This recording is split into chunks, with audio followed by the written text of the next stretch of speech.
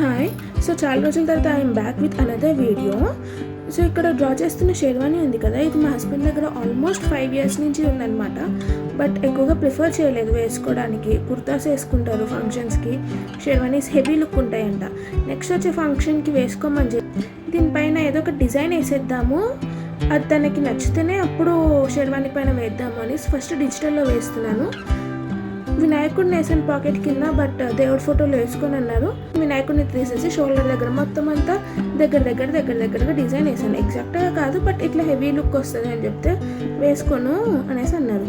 అందుకనేసి మళ్ళీ లాస్ట్లో ఇలా జామెట్రిక్ ప్యాటర్న్ వేసాను. ఫస్ట్ ఐడియా వచ్చేసి దీనికి గోల్డ్ అండ్ వైట్ పూసలతో ఎంబ్రాయిడరీ చేద్దామనేసి అనుకున్నాను. అందుకే డాట్స్ కూడా పెట్టాను, అక్కడక్కడ బూటాస్ ఉన్నట్టు ఉంటుంది కదా అనుకొని. బట్ లాస్ట్లో ఎంబ్రాయిడరీ చేస్తే చాలా టైం కన్స్యూమింగ్ ప్రాసెస్ కదా, ఓన్లీ గోల్డ్తో పెయింట్ వేద్దాము, వైట్ కూడా ఎట్లా షేర్వానీలో ఎక్కడ లేదు కదా అనేసి అనుకున్నాను. ఫస్ట్ అయితే మా హస్బెండ్ ఇయ్యనన్నారు, ఒకసారి వేసుకున్నారు ఇప్పటిదాకా తీసుకున్న రోజు సంక్రాంతికి. బట్ తర్వాత ఇప్పటిదాకా వేసుకోలేదు.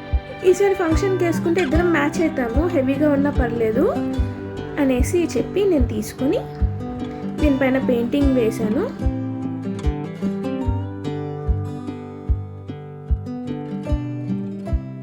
This is the look of the sherwani before painting. ఇది ఆఫ్టర్ పెయింటింగ్. మరి అంత హెవీగా వేయలేదు. అండ్ పైన పిక్ ఏమో 5 years బ్యాక్ సంక్రాంతి రోజుది, అండ్ కింద పిక్ మన ఫంక్షన్లోది.